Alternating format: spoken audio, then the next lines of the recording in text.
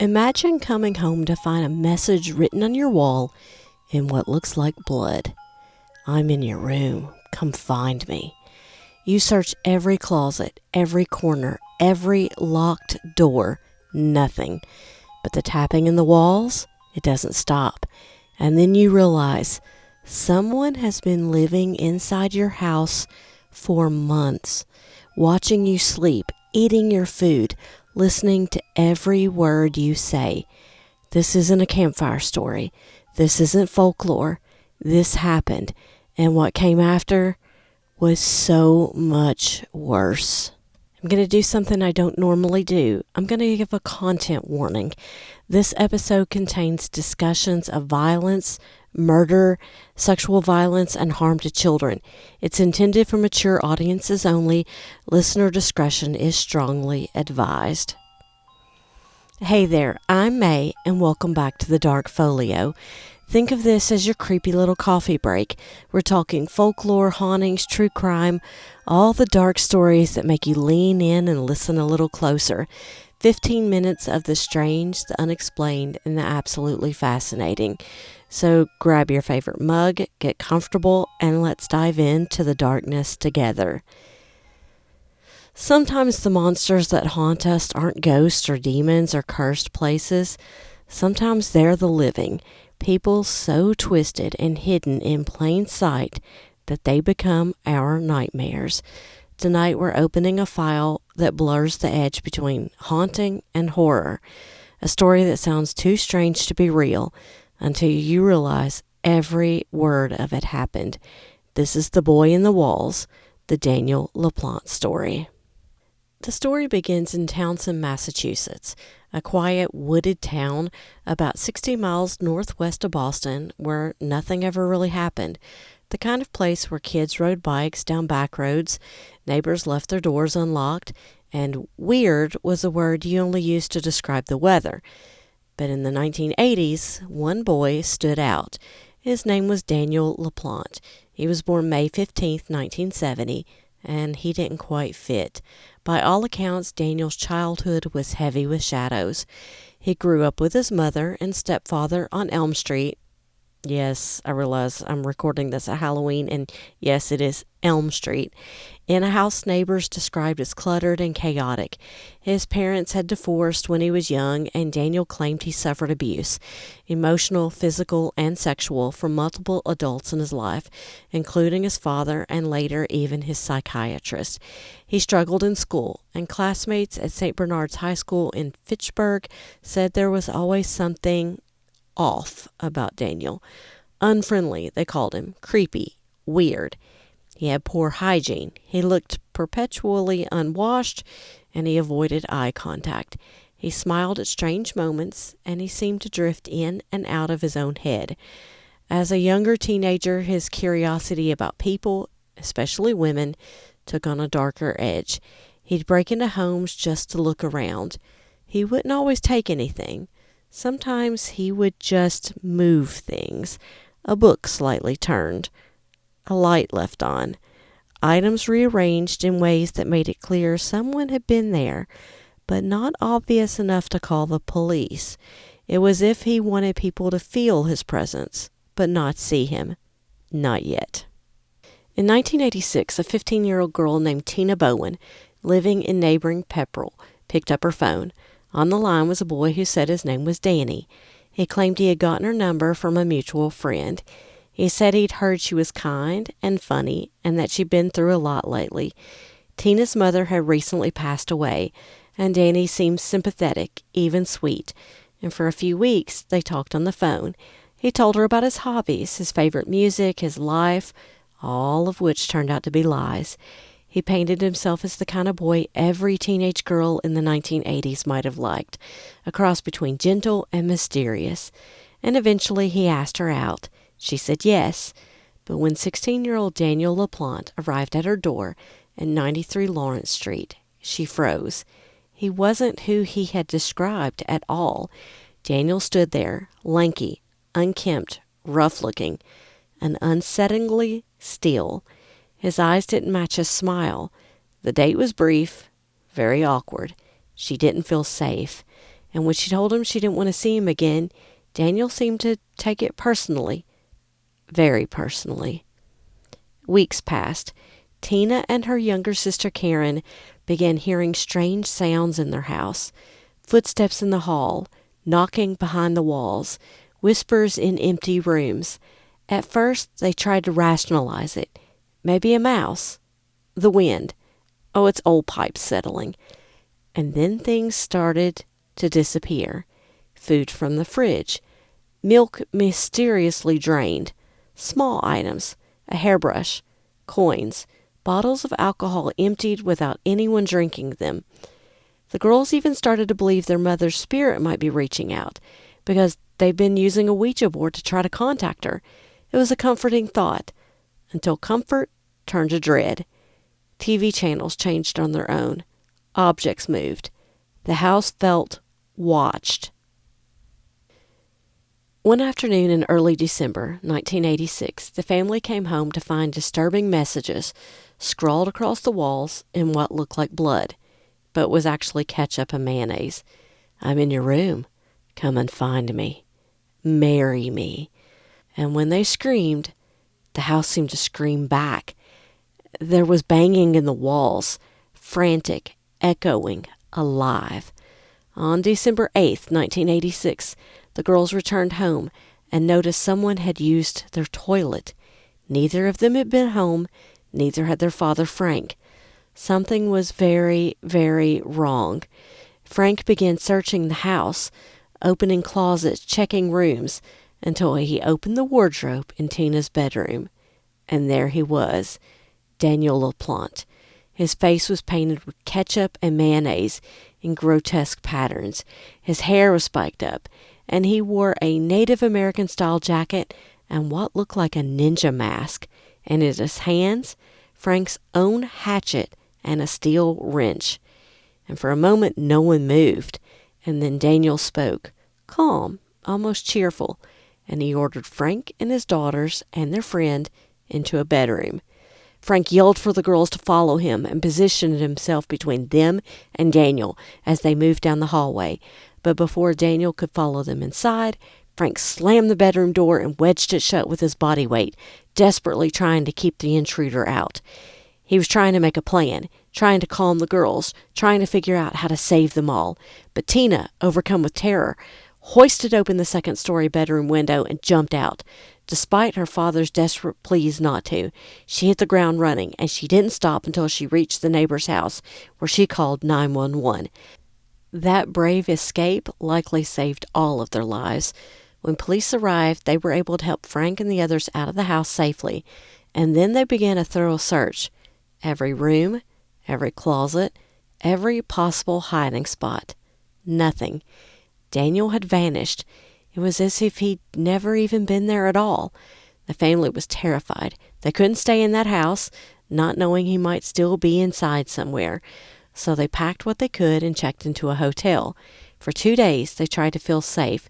They tried to sleep without listening for sounds in the walls. But on December 10th, Frank had to go back.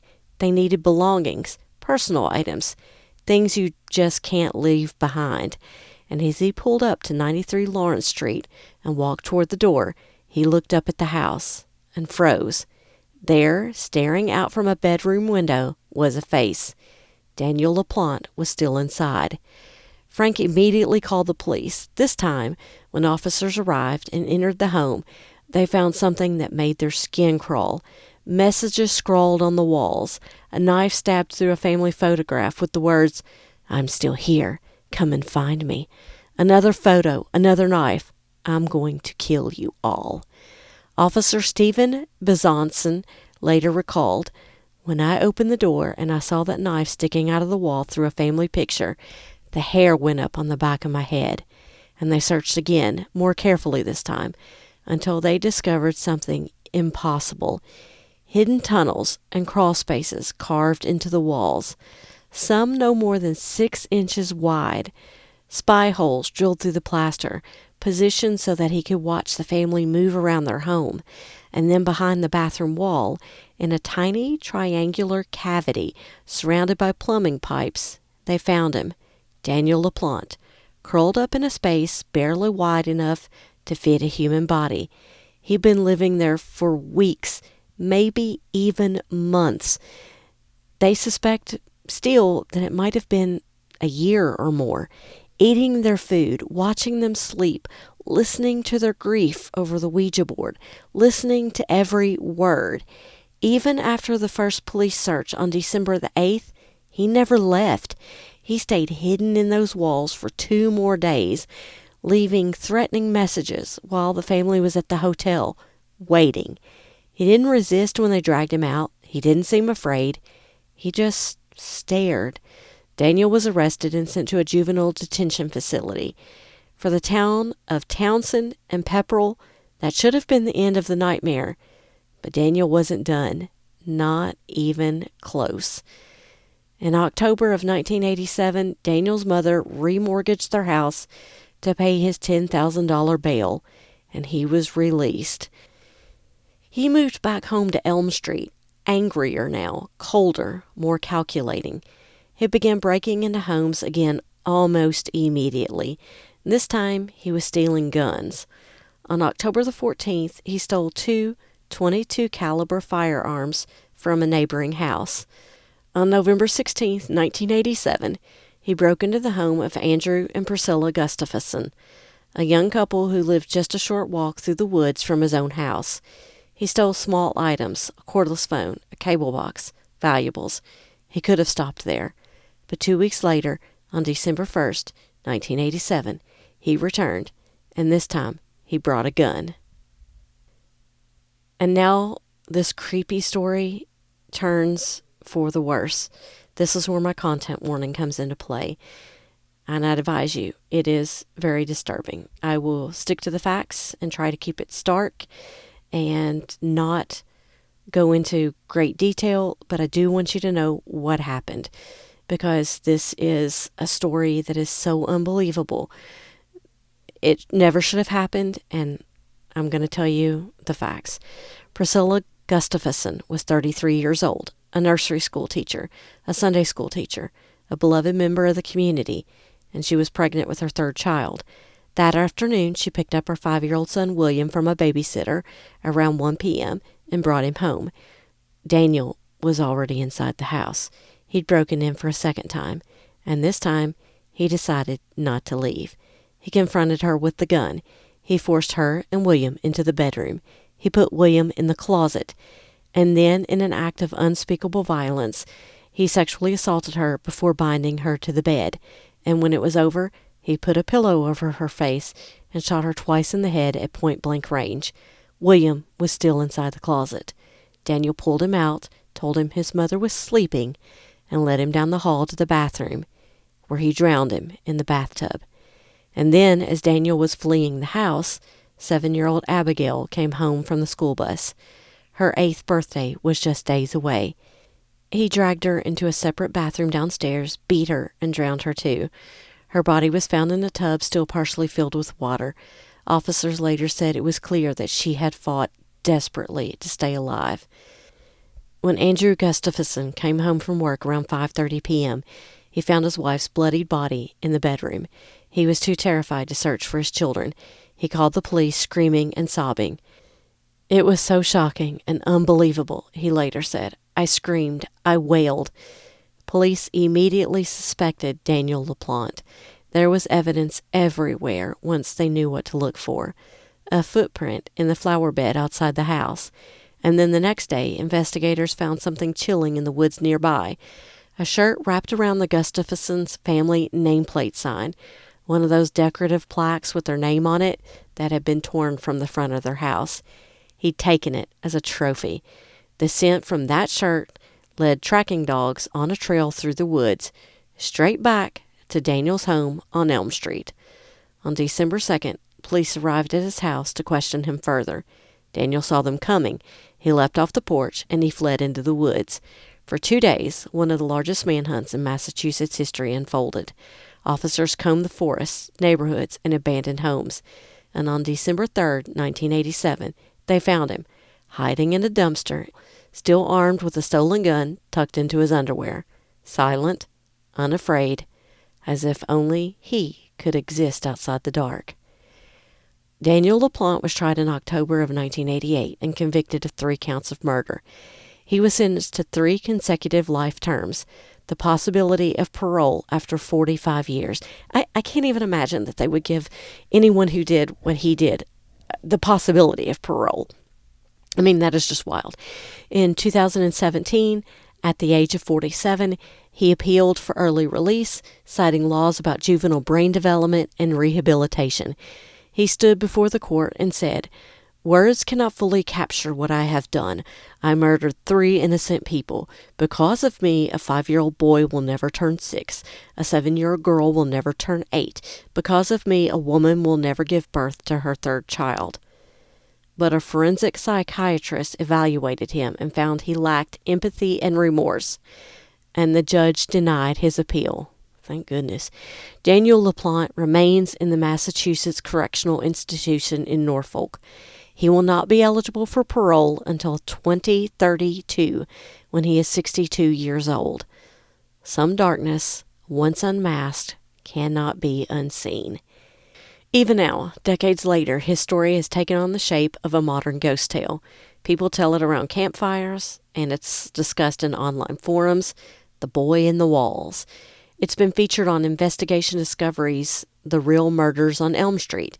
It's been covered by true crime podcasts like Mr. Bowen and True Crime All the Time, and even inspired a Lifetime thriller in 2023. It sounds supernatural. It sounds impossible. But it's not. It's a reminder that sometimes the scariest stories don't come from haunted places. They come from haunted people. So tonight, when you turn out the lights and your house creaks and something taps in the walls, tell yourself it's nothing. A mouse, the pipes, the wind. Because that's easier, isn't it? I'm in your room. Thanks for spending your coffee break with me today in the Dark Folio. If you enjoyed this little dive into the strange, unexplained, this totally creepy, bizarre, so super scary and unbelievable story, make sure to follow the show. There are so many more stories waiting in the shadows. And hey, if you've got your own encounter with the unexplained, reach out. I'd love to hear it. You might even hear your story in a future episode. I would love to tell some of your stories. Until next time, keep your eyes open, your coffee strong, and remember the best mysteries are the ones that never quite let you go. I'm May. Keep that flashlight handy, just in case.